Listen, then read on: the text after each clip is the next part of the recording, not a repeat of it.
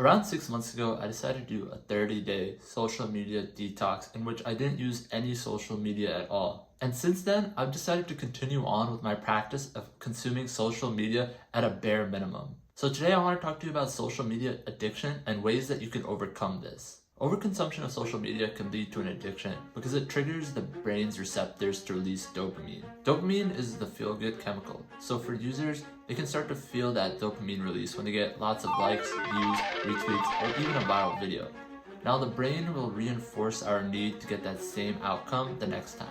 This cycle causes a dopamine loop, which causes us to crave these results over and over again. I think what made me realize I was overusing social media is the fact that I had an account for every single social media, and I'd constantly just be looping through each and every one. I'd get on one social media, look at it for a while, and then once I got bored of that, I'd switch over to the next one. And then once I got bored of that, switch over to the next one. And I'd be constantly doing this. At one point during 2020, when I was just at home all day, I realized that my daily screen time was around 8 hours a day consistently. I started to realize that there was almost no positive benefits of doing this. For every funny, informative, or positive thing I'd see on social media, you'd see 5 things that are extremely negative or extremely down bad.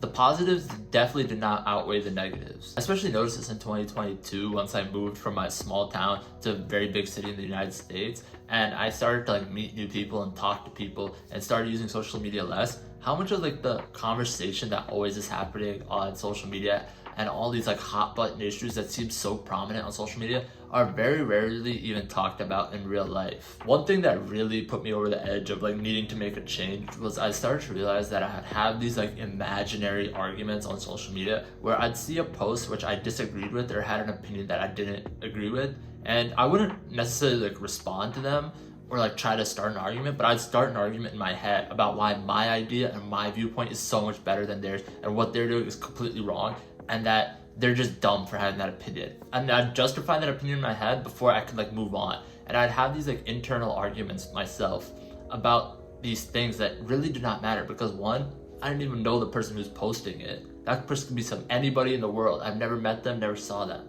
That person has no idea who I am.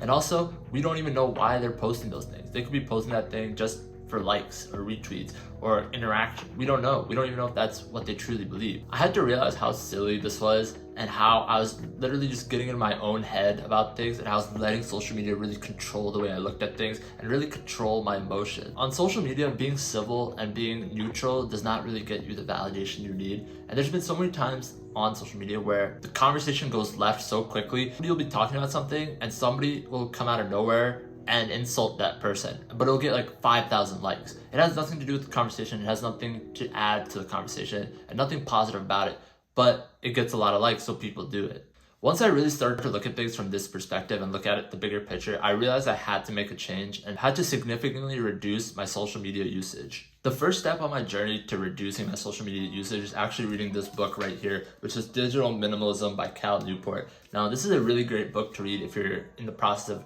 thinking about reducing social media usage, or even if you don't use it too much. It's still a great book that talks about how you can really reduce the amount of time you're on social media. Now, this book doesn't say that you have to be off of it 24/7, you can never get back on it.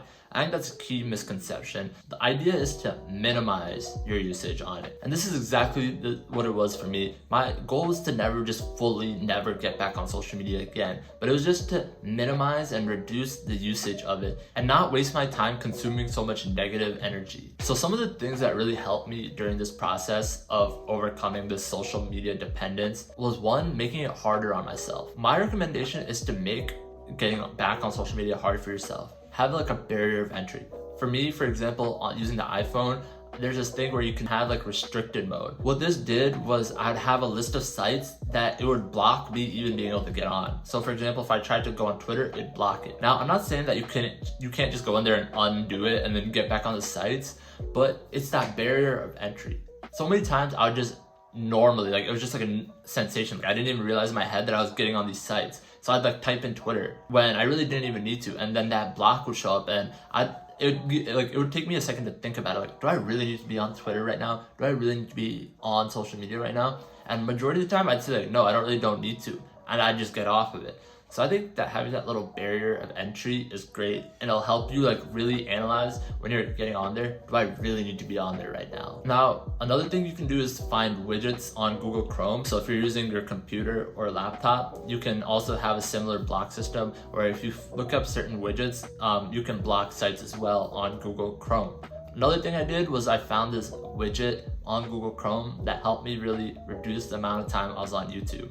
Now, a lot of people don't consider YouTube a social media, and I personally don't really consider it a social media as well. I think there's a lot of positive benefits on YouTube that you don't get on other social medias. But one thing I really did realize recently is how much time I was wasting on YouTube. Now, this came in the form of, I'd watch a video like that I wanted to watch that was like actually helpful, something I was looking up, but then I'd go on my homepage and I'd see a lot of different videos that looked just like, oh, I have to click this. Oh, I have to click this. And then it'd be a loophole of just me wasting like hours watching random YouTube videos that I had no intention of actually watching when I got on. For me, I found this widget that works perfectly where it actually gets rid of all the videos on your homepage. So now if I'm going on YouTube, it's gonna be specifically for something I want to watch. For example, if I want to listen to like a song, I'll type that in, I'll listen to it, and that'll be it. This helped me really focus in and dial in and only be on YouTube when I really need to. Now, one of the key things to overcoming this dependence is having things to do. If you don't have other things to replace your social media usage with, it's gonna be pretty tough to want to not only do this,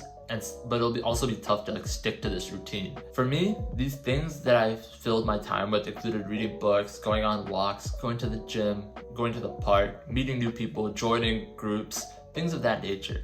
Now, you gotta find what you enjoy and replace your social media usage with that. But if you don't do that, it's gonna be very, very tough to stick to not being on social media. But if you do find those things, it will make it much easier because you could take that time that you were gonna spend on social media, let's say you're on there for like an hour, you could go to the gym for an hour, you could go outside and walk for an hour, and it'll make it much easier. One thing I realized while doing this is actually how easy it is to adapt to a new lifestyle. At first, when I deleted all my apps, I thought it was gonna be very, very difficult, that like I need to be on these apps. I need that, validation. I need that high. But actually, it's kind of crazy how quickly your body and your mindset can adapt to a new surrounding.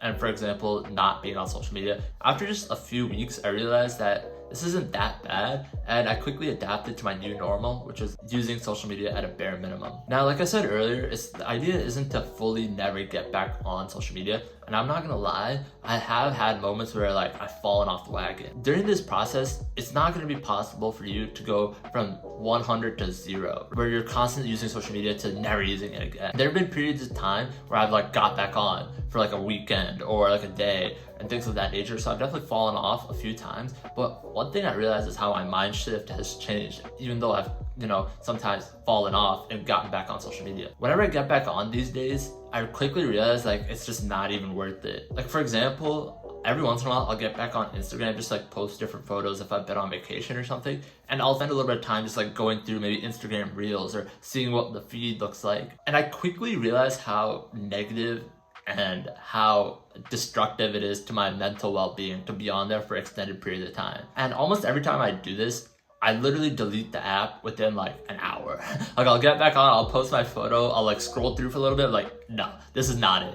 Delete the app, and I won't use it again for like 3 months. I think that's what like the mindset has really changed. Every time I like fall off and get back on social media, I'll quickly realize like, oh yeah, this is not worth it. Because in like 2 seconds, you'll see something that just like, oh, that ruined my day. Now, what does this mean for the future? Does reducing your social media usage mean you can never ever get back on? No, it definitely does not mean that. For me, what I realized is there are a lot of positives and a lot of negatives to be on social media. For me, the negatives greatly outweighed the positives. I felt like my mindset was really changing, and it was really becoming this like doom and gloom mentality where everything's negative, everything in the world sucks, everything's doom and gloom. But then once I got off of it, I realized that there's really no need for social media. Meeting people and talking to people and having conversations with people in real life is worth 1,000,000 times more than those conversations were on social media. Overall, I'd say reducing your social media presence is an overall net positive. Now, for some people, they might not want to fully be off of it, but I'd say even just reducing it is a great benefit, and you can see a lot of positive impacts from it. Now, you can also take this and do it maybe for like a week, a weekend, a month. You can do it for short amounts of time. It doesn't have to be permanently. There are a lot of benefits from just like getting on social media for a week. I recommend that you read more into it, look more into the benefits, and then make a decision that's best for you. Let me know what your guys' thoughts are. Have you guys thought about taking a social media detox? Have you thought about just reducing your social media presence? Let me know in the comment section below. And until next time, I'm out. Peace.